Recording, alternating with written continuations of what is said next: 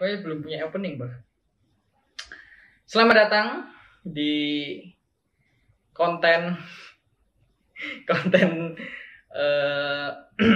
terbaru dari Antang I. Jangan lupa nanti di subscribe. Nama kontennya sebenarnya adalah Tampol, Pak. Tampol. Ya, sebenarnya terinspirasi pol-polnya itu dari kontennya Bambang, siapa namanya? Ketua MPR Bambang Susatyo. Kontennya namanya ngompol, ngomongin politik. Tapi untuk anak muda seperti aku, sebelum bisa ngompol harus ditampol. Tuh. Tampol apa tampol? Harus ditambah ilmu politiknya. Jadi ini tampol namanya. Jadi ini beliau itu papaku, Bapak Fitra Jaya Purnama. Bapak apa sebenarnya? Pengamat, pelaku juga tapi. Apa itu? Politik. Ya pelaku lah. Pelaku. Semua kita kan harus jadi pelaku politik. Oke, pelaku politik. Tujuannya konten ini sebenarnya buat anak muda supaya belajar lebih tentang politik ya. Soalnya memang kenapa aku tertarik karena mamaku bilang itu tanpa sadar kita ini apapun yang kita lakuin itu didasari oleh kebijakan-kebijakan politik yang ada. Jadi ada kita di PPKM, terus habis itu penanganan COVID, atau ternyata beras mahal, beras murah, itu kan ada sangkut pautnya sama politik. Tuh. Nah, aku ngerasa agak ignorant ya, agak kayaknya cuek banget kalau misalkan nggak peduli sama hiruk pikuk politik, terutama di negara kita ini, Indonesia, gitu kan. Oke. Awalnya aku mikir awal-awal mau bikin ini, Pak. Yang kayak apa itu politik, yang kayak gitu-gitu. Tapi kayaknya itu bisa cari sendiri ya. Jadi Google banyak. Jadi lebih ke gimana ada isu politik, terus aku ngereaksi sambil tanya-tanya ke yang lebih tahu. Kebetulan di sini adalah papaku. Bisa cari sendiri selengkapnya siapa itu Fitra Jaya Purnama di Google, silahkan. Jangan kaget kalau menemukan sesuatu. Pertama aku langsung mau ini, Pak, ngomong soal Giring Niji. Sekarang udah nggak pakai Niji ya, soalnya udah keluar. Jadi Giring Ganesha. Jadi kemarin itu beberapa waktu lalu, 2 minggu lalu kayaknya, itu Giring bikin statement bahwa Anies pembohong. Oke. Jadi dia ngomong bahwa Anies itu melakukan atau membuat sebuah kebijakan yang tidak sesuai dengan apa yang dia katakan. Giring mikir bahwa Giring itu kan dengar Anies bilang Anies peduli rakyat. Tapi kebijakannya tidak mendukung rakyat, tidak menunjukkan kepeduliannya pada rakyat. Contohnya yang paling disorot itu adalah Formula E. Buat yang nggak tahu, Formula E itu adalah perlombaan balapan kayak Formula One, tapi bahan bakarnya listrik. Nah, di situ. Jadi dibikin bahan bakar listrik, itu bikin lomba di situ. Jakarta jadi tuan rumahnya. Rencananya kapan? Rencananya sih kapan ya? Akan lah ya. Akan harusnya. Ya, mungkin ketunda juga karena pandemi ini. Tapi yang jelas masih. Oh belum sih, Pak. Formula 2022 kayaknya. Makanya ini pembangunannya sih. Makanya ditunjuk jadi tuan rumah gitu. Ini yang rencana yang dulu-dulu sudah sempat jadi wacana ya? Iya, udah sempat jadi wacana gitu. Nah, di podcastnya Dewan Perwakilan Rakyat, aka Deddy Corbuzier. Disebutnya sekarang Dewan Perwakilan Rakyat sungguhan, soalnya mewakili suara rakyat, Pak. Deddy Corbuzier. Bilang Jakarta itu satu-satunya negara yang pakai Formula E, membuat Formula E, venue Formula E dengan APBD 100%. Tuh. Dari berapa sekian negara yang dipakai itu dia negara-negara lah ya. Negara-negara yang dipakai. Nah, itu yang itu yang dipertanyakan. Jadi di tempat lain swasta, tempat lain gitu.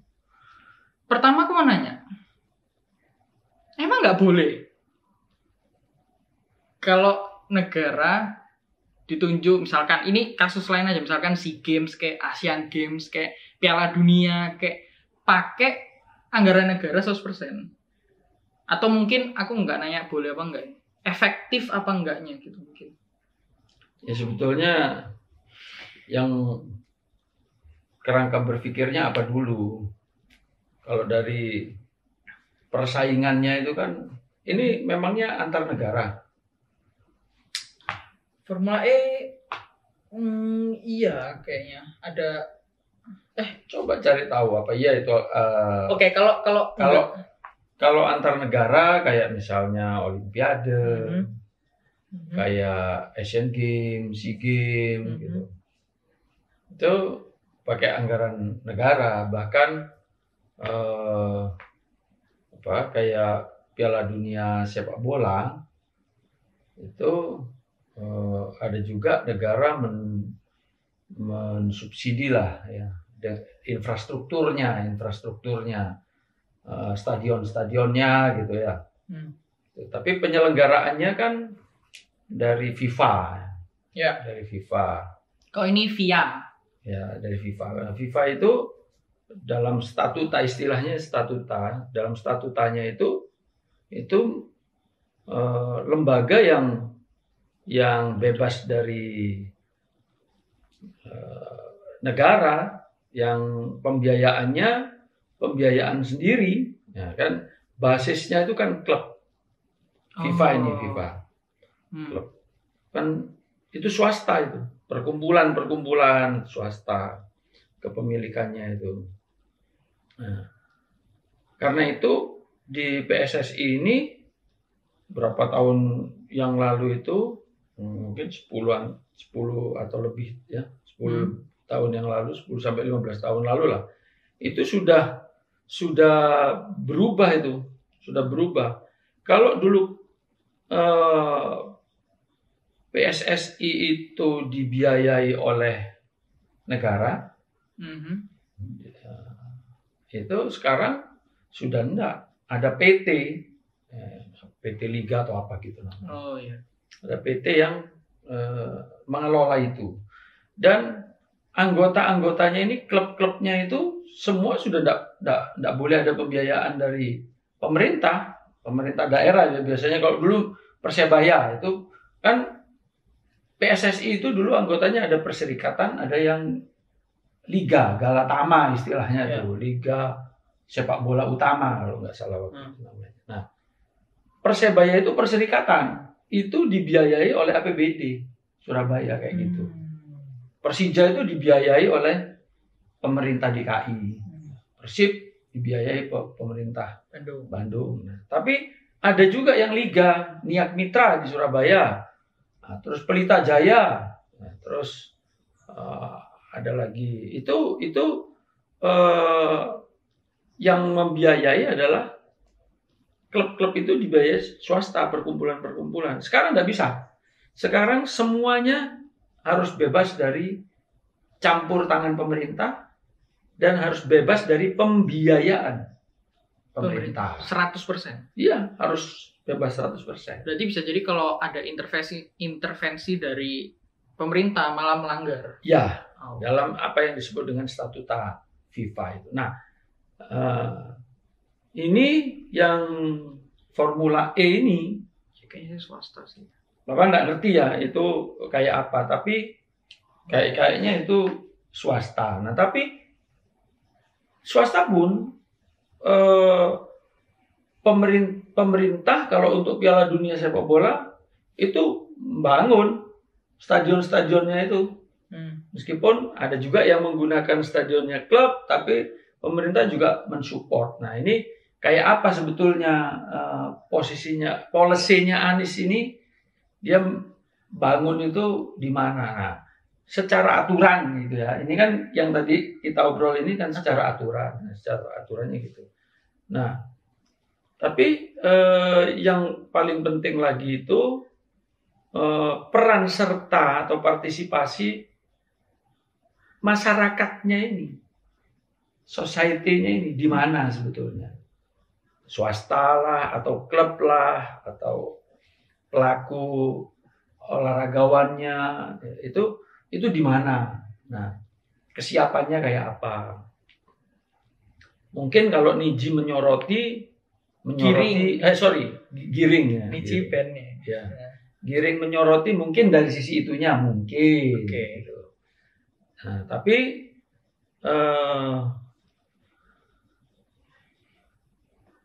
di sisi lain mungkin maksudnya Anies, ya ini kan kita harus memfasilitasi supaya tumbuh juga, supaya bisa dipakai. Ya itu dari masing-masing punya perspektif sendiri kan. Betul.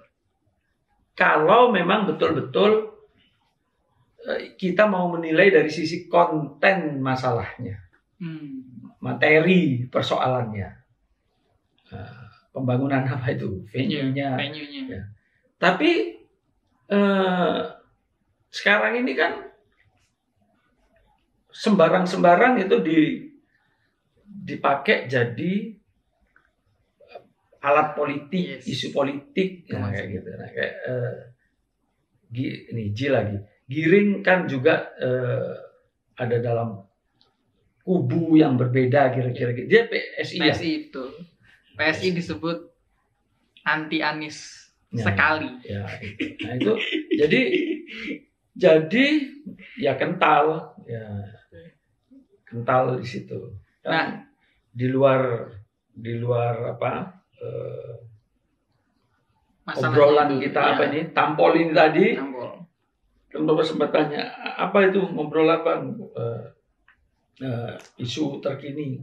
Kenapa? Tadinya itu background sebelum kita ngobrol ini.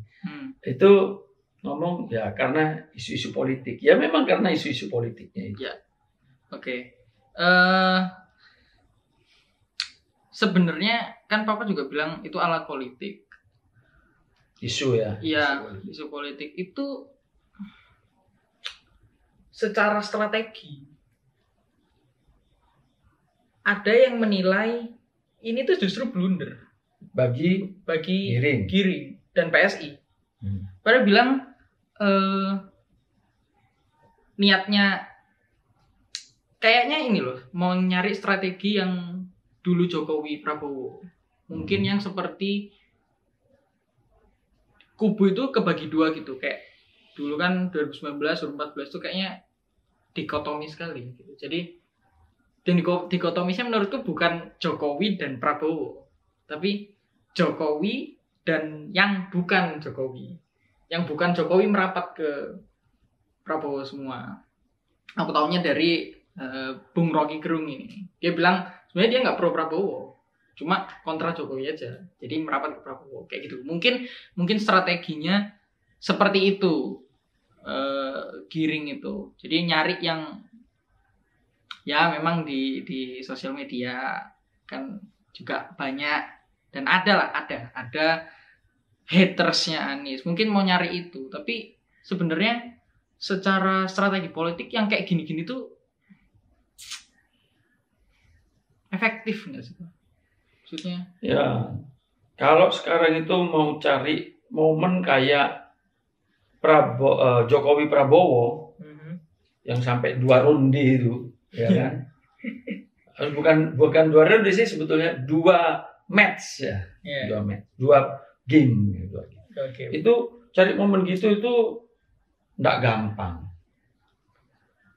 Karena momentum itu momentum bertemunya akhirnya 2 calon. Kalau Rocky Gerung bilang dia bukan pro Prabowo, tapi dia tidak mau Jokowi. Ya, tidak mau Jokowi, akhirnya kan jadi pro Prabowo kan gitu. Ya, seperti Nah, kalau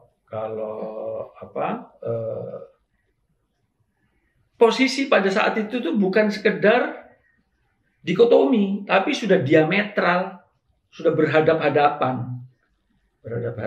Kalau dikotomi itu kan satu kutub ini kan, satu menghadap ke barat, satu menghadap ke timur.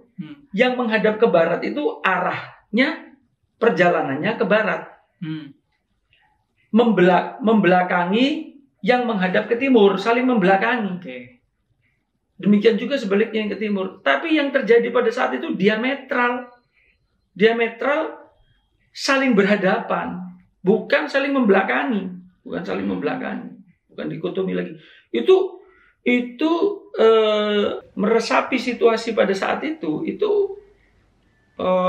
ya mendebarkan. Jadi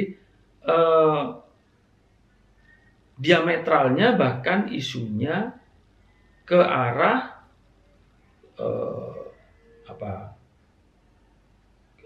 kebinekaan di satu sisi, kemudian bela Islam di sisi yang lain. Bela Islam kemudian dilabeli oleh lawannya sebagai khilafah, kebinekaan oleh lawannya dilabeli sebagai PKI atau komunis, kayak gitu kan.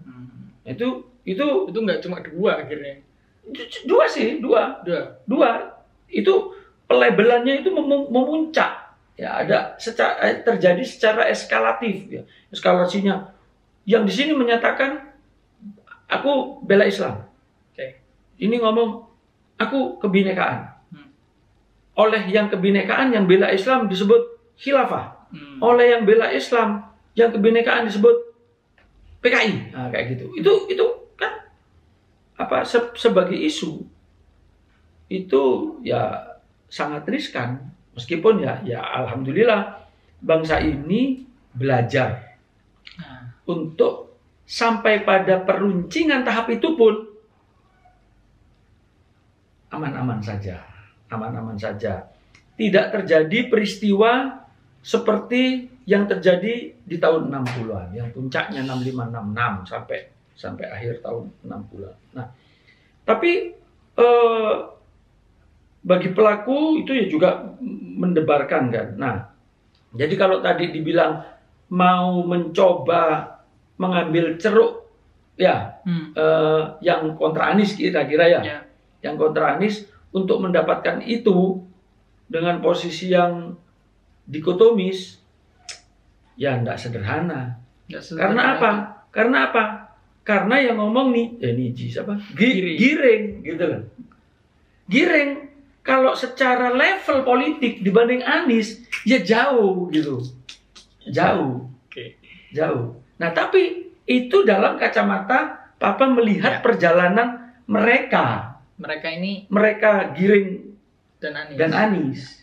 Nah, tapi kalau ini karena ya Papa bisa ngelihat perjalanannya Anies itu dari tahun Papa mahasiswa segenerasi kan. Ya, segenerasi.